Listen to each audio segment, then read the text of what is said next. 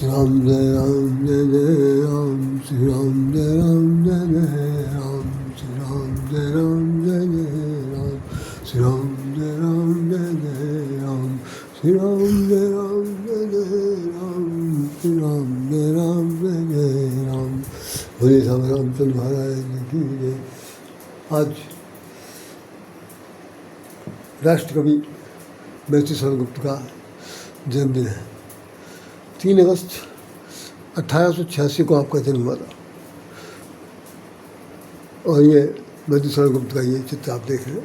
राष्ट्रीय कवि के रूप में जाने जाते थे। 12 साल तक ये सांसद रहे, राज्यसभा के मेंबर बनकर रहे। 2 बार मैं इनको मनोनीत किया गया और उसमें रहते हुए इन्होंने हिंदी के लिए बहुत बड़ा आंदोलन चलाया, बहुत प्रयास किया कि हिंदी को राष्ट्रभाषा बनाई जाए, लेकिन इनके कार्यकाल में संभव नहीं हो पाया। तो संभव इसलिए नहीं हो पाया कि सत्ता जिसकी थी वो नकली पंडित था। वो तो अब हम लोग को मालूम पड़ा, वो नहीं चाहते थे कि भाई यहाँ पर भारत को भारत कहा जाए और वो मुस्लिम कंट्री के रूप में ही हमेशा थे, क्योंकि पूरा परिवार ही मुस्लिम संप्रदाय से जुड़ा हुआ था। चलिए आइए हम लोग 2 शब्द बात करते हैं मैत्री शरण गुप्त के बारे में, जिनकी देन है इस धरती पर कि उन्होंने हम लोगों को क्या क्या दिया, क्या नहीं दिया। आइए 2 शब्द बोलते हैं।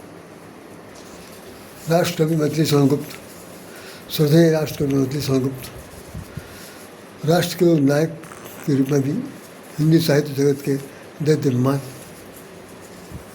हिंदी सेवक, राष्ट्रभाषा का हिंदी को राष्ट्रभाषा का दर्जा दिलाने के लिए आपने जो कुछ भी किया वो अपना अकथनीय है, वर्णन नहीं किया। बड़ा ज़बरदस्त संघर्ष चला, जैसा भी हमने आपको भूमिका में बताया कि 12 वर्ष तक वो राज्यसभा के सदस्य रहे। 2 बार वो चुने गए और मनोनीत हुए। चुने क्या गए, मनोनीत हुए, लोकसभा में होते चुने जाते हैं। और उसके बाद उन्होंने हिंदी को काफ़ी हद तक राष्ट्रभाषा बनाने की चेष्टा की, लेकिन वो सफल नहीं हो पाए। उन्होंने अपने जीवन में जो किताबें लिखी हैं उनका नाम संक्षेप में मैं बता दूं। भारत भारती, पंचवटी, उर्मिला, चौसुधरा, जयद्रथ दत्त, ये इन्होंने किताब लिखी है। और उसके बाद और भी लिखा है, इसमें लिखा हुआ है कि राज्यसभा के सदस्य 1952 से लेकर के 1964 तक, 1952 से लेकर 1964 तक रहे। पद्म भूषण का सम्मान भी इनको मिला। इनके पिताजी का नाम रामचरण गुप्ता था और माता जी का नाम काशीबाई गुप्ता था। द्वापर नहुष, सिद्धराज और द्वापर, ये भी पुस्तक इनके द्वारा लिखी गई है।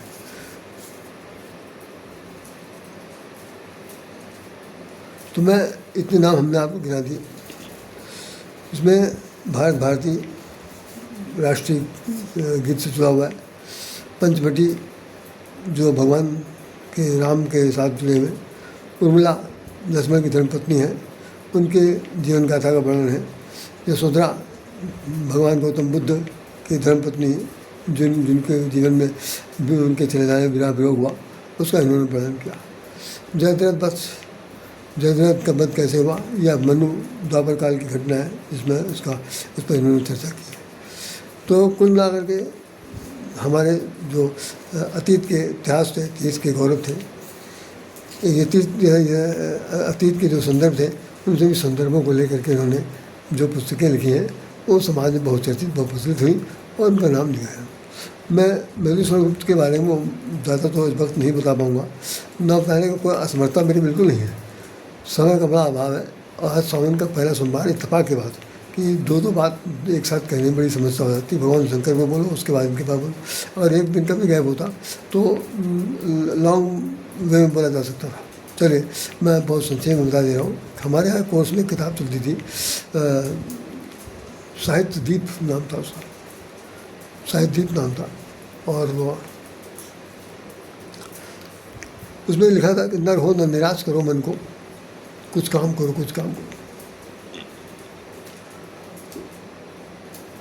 राधेश्याम जैसे करोड़ों लोग उस वक्त थे। उनके बीच में राष्ट्रीय संबोधन है, गीत के माध्यम से राष्ट्र कवि कह रहे हैं कि नर हो, क्या बात भाई, अपने आप को क्या पशु ना समझ रहा हो या मनुष्य से हटकर, नर हो, मर्द के बच्चे हो, तो न निराश करो मन को।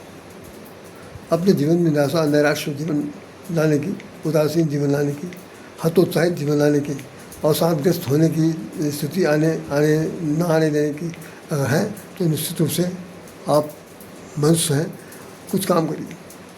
कैसा काम करना है? जग में रहकर कुछ नाम करो, जग में रहो, उसके बाद कुछ नाम करो। जग में रहकर न रहो, न निराश करो मन को, कुछ काम करो, कुछ काम करो। कोई पूछ सकता है काम कौन सा करें, तो कह रहे हैं कि जिससे तुम्हारा नाम हो। अभी मैंने एक गीत एक किताब में है, मैं उसको पढ़ के सुना दे रहा हूँ, पढ़ दूँगा।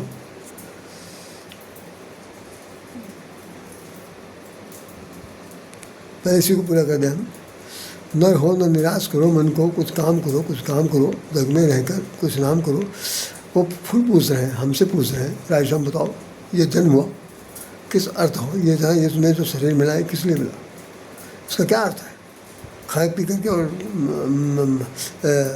बाद में मर जाना, ये तो पशु भी जानते, कोई भी जीव है जो जानता है। लेकिन आप तो मनुष्य हैं, मनुष्य को तो बुद्धि दी गई, विवेक दिया गया और ज्ञान दिया गया।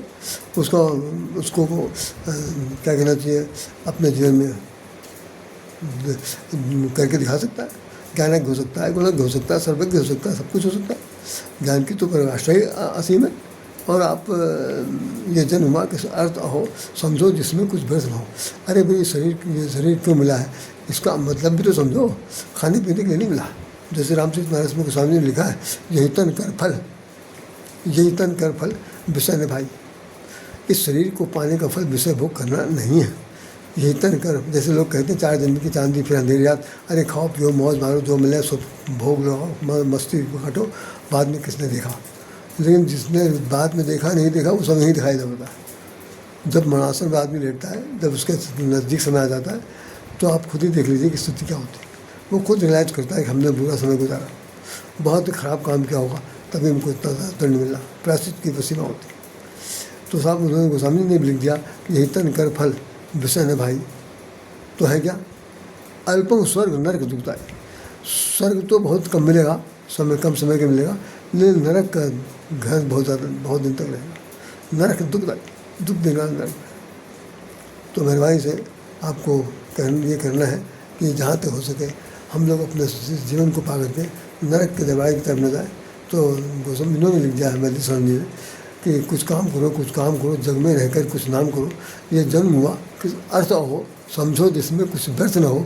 कुछ उपयुक्त करो तन को, भैया राजश्याम, कुछ उपयुक्त करो, कुछ अपना शरीर का जो सख्त सामर्थ्य है, शक्ति है, उसको लगाओ, किसी अच्छे काम में लगाओ, नाम कमाओ। कुछ उपयुक्त करो तन को, न रहो न निराश करो मन को, मनुष्य हो मनुष्य जैसे करो। ये इन्होंने लिखा। और ये सोचने वाला जो है उसके अंदर वो एक रात चुपचाप उठ करके गौतम बुद्ध चले गए थे। उनको क्या कहना चाहिए, राज्य में राजसी ठाट बाट नहीं अच्छा लगा था। उनके जीवन में जो 5 घटनाएं घटी, उन घटनाओं से वो निरुत्तरित सबको पाया। जो प्रश्न पूछ रहे थे उस प्रश्न का उत्तर किसी ने दिया, तो उस उत्तर को पाने के लिए वो जंगल में तपस्या करने जाते। उसमें सोचा जब उठते हैं तो इनके पुत्र का नाम था राहुल। तो वो उठ कर देखते हैं कि पड़ोस में उनका भाई, उनका पति परमेश्वर नहीं है। तो वो भाई महल में थोड़ा सा कोहराम मच गया। बाद चला था वो घर छोड़ कर चले गए। तो उन्होंने उसको उनकी संवेदना को, स्त्री की संवेदना को मैथिली स्वामी गुप्त ने लिखा है कि प्रीतम जाते तो कुछ कह कर जाते, मुझसे बतला के जाते, ऐसे कविता कराई।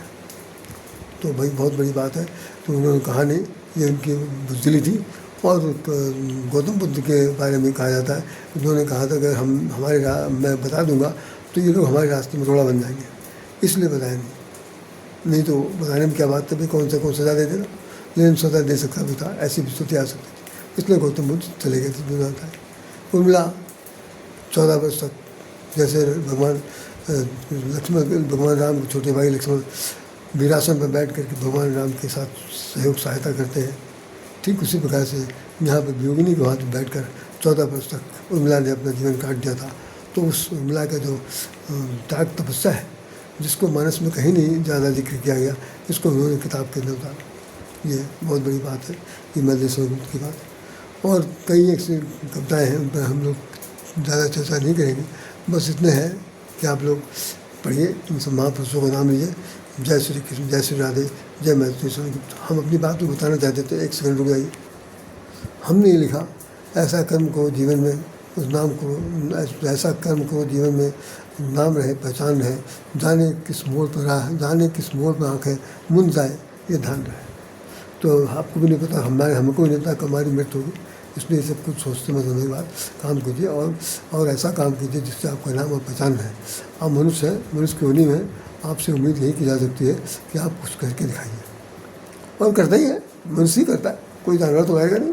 लेकिन ज़्यादातर लोगों की प्रेरणात्मक शब्द है जिसको कहा गया कि ऐसा कर्म करो जीवन में नाम रहे, पहचान रहे, जाने किस मोड़ पर आंखें मुंद जाए, ये ध्यान रहे। तो उन शब्दों के साथ राय स्वामी राधे आपको हृदय से नमन करता है और ये प्रार्थना करता है कि राष्ट्रकवि ने जैसे अपनी बात को रखी है, राय स्वामी जैसे एक अदना व्यक्ति ने आज आपके सामने बात रखी है, ऐसा आप भी अपने जीवन में अच्छा से अच्छा सोचिए और कुछ करके दिखाइए, कुछ करके दिखाइए। हम लोग तो, मैं तो चले जाऊँगा, लेकिन देखने वाले देखेंगे तो हम आपका नाम जो हो रहा, काम जो हो रहा और जग में नाम जो हो रहा। जय श्री राम, जय श्री कृष्ण, जय श्री राधे।